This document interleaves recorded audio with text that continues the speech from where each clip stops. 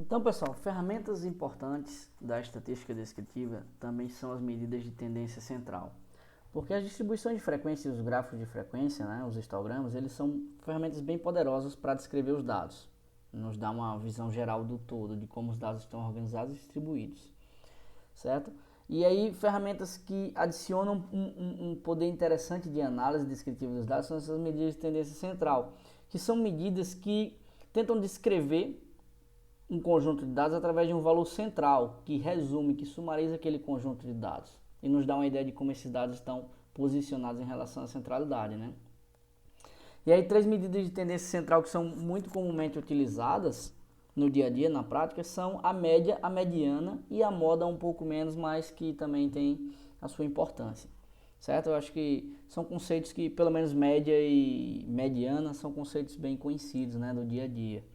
Mesmo para pessoas que não trabalham com análise de dados, com estatística, mas uma vez ou outra precisam lidar com esses conceitos.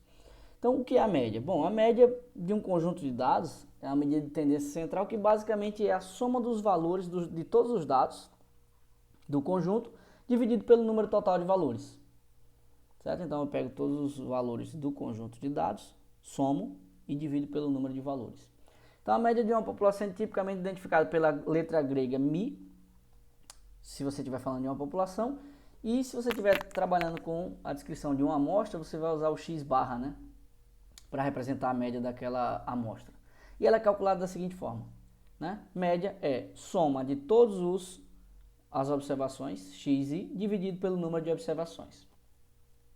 Como é que a gente faz isso em Python? Bom, se eu quero saber qual a média do número de aluguéis de bicicletas, é basicamente a soma das observações dos aluguéis dividido pelo número de ocorrências, pelo tamanho da lista, né, da lista de aluguéis.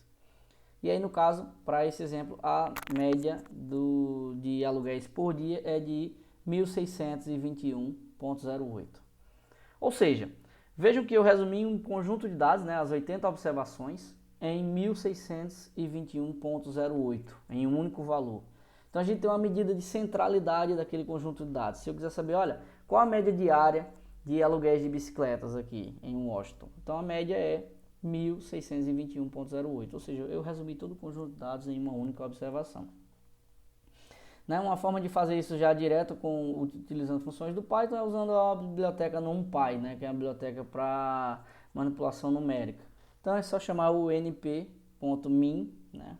E você tem aí a média para essa lista aqui de aluguéis. A mediana também é uma medida de tendência central, certo? A ideia da mediana é de representar também um conjunto de dados por uma medida central, um único valor. Só que neste caso, a mediana vai ser o valor que está exatamente no meio do conjunto de dados, quando esse conjunto de dados está ordenado. Então, ela mede o centro de um conjunto de dados ordenado, dividindo esse conjunto em duas partes, certo? Então, você pega todo o conjunto de dados, você ordena esse conjunto de dados em ordem crescente, e aí o elemento que está exatamente ao meio nesse conjunto é a mediana. Então, ele vai representar todo o conjunto de dados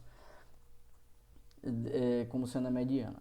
Então, se o conjunto de dados tem um número ímpar de entradas, um número ímpar de ocorrências, então a mediana vai ser o elemento que está exatamente ao meio, certo? Se tem um número par de ocorrências, né, um número par de entradas no conjunto de dados, então a mediana vai ser a média das duas ocorrências que estão exatamente ao meio, certo? Então, para fazer isso, né, eu ordenei a lista de aluguéis, né, a lista de observações, né, de aluguéis.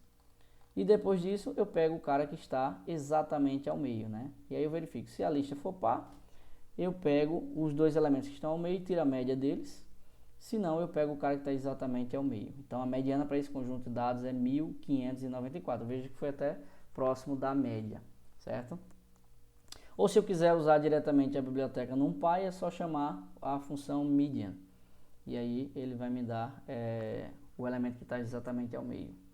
A moda, pessoal, de um conjunto de dados é basicamente o elemento que mais se repete, né? O elemento que tem a maior ocorrência. A moda acaba não sendo tão utilizada na prática porque às vezes ela não representa realmente a centralidade dos dados, mas ela dá apenas o elemento que mais se repete ali no conjunto. Às vezes pode ocorrer de a gente não ter nenhuma ocorrência, né, que se repete mais de uma vez, e às vezes a gente pode ter várias ocorrências que se repetem mais de uma vez. Então, se você tem esse segundo caso, então todos esses elementos são a média, são a moda, perdão. Então, basicamente, né, eu conto o número de ocorrências de cada uma das observações, e aí o cara que tiver o maior número de contagens é a moda desse conjunto. Então, nesse caso, a moda foi 2077, né? Se repetiu duas vezes. Né? Eu implementei todo esse código aqui para fazer o cálculo, né? Contei as ocorrências, olhei qual a ocorrência que tem o maior número de ocorrências, e aí depois eu verifiquei qual é essa ocorrência aí, essa entrada que tem o maior número de ocorrências. Ou eu posso usar a biblioteca SciPy, né? Que é a biblioteca de estatística, né? Eu tenho a biblioteca de estatística aqui dentro do SciPy, e eu posso chamar, né, a função mode, né, a função moda, que retorna quem é a moda desse conjunto e quantas vezes ela ocorre, certo? E aí, pessoal, bom, temos média, mediana e moda, 3 medidas de tendência central. Qual utilizar? Isso é uma pergunta bem interessante. Bom, a média e a mediana, elas são mais utilizadas comumente no dia a dia, né? Média e mediana acabam sendo mais utilizadas, a moda nem tanto, já falei por quê. E quando eu utilizo média ou mediana? Bom, a média, pessoal, ela tem uma característica importante, que ela é muito influenciada por valores discrepantes. Então você tem um conjunto de dados, você tem algumas observações que são muito grandes ou muito pequenas, ou seja, que são discrepantes em relação ao conjunto de dados. Esses valores discrepantes vão acabar influenciando no valor da média, porque a média é o cálculo da soma de todas as observações dividido pelo número de observações, pelo número de ocorrências. Então, se você tem valores que destoam bastante do conjunto de dados, e isso geralmente acontece na prática, esses caras vão acabar influenciando na média, certo? A mediana não vai ter esse problema, porque ela vai pegar o cara que está exatamente ao meio, né? Quando você ordena o conjunto de dados, então você não vai ter a influência de outliers.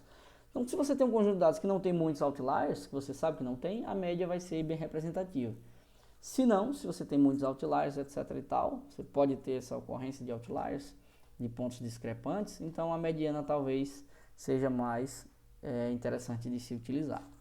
Né? É importante falar também, quando falamos de medida de tendência central, falar sobre a média ponderada, né? Que é uma média um pouquinho diferente, a forma de calcular.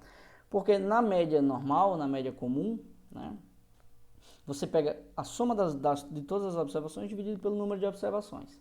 No entanto, em alguns problemas, em alguns casos, as observações têm importâncias diferentes para o cálculo. Isso pode acontecer no dia a dia, certo? Então, por exemplo, se você está calculando notas de uma disciplina, então as notas, você teve várias atividades diferentes e cada uma tem uma importância, cada uma tem um peso diferente. Então, um exemplo, você tem aí um exame que teve 50%, que vai ter 50% da importância, você tem um exame bimestral que tem 15%, você tem um exame final que tem 20%, você tem um trabalho de laboratório que tem 10% a importância dele, e os deveres de casa 5%. Como é que eu faço para calcular essa média ponderada? Então, a média ponderada vai ser a soma de cada valor vezes o peso daquele valor dividido pelos pesos. Então, eu tenho o peso para cada uma das atividades, e aí a média do aluno vai ser a nota em cada uma das atividades vezes o peso dessa atividade dividido pela soma dos pesos. Então, digamos que eu tenho esse exemplo aqui, olha, o aluno tirou nesse exemplo aqui as seguintes notas: 86 no exame, 96 no exame bimestral, 82 no exame final, 98 no trabalho de laboratório, 100 nos deveres de casa.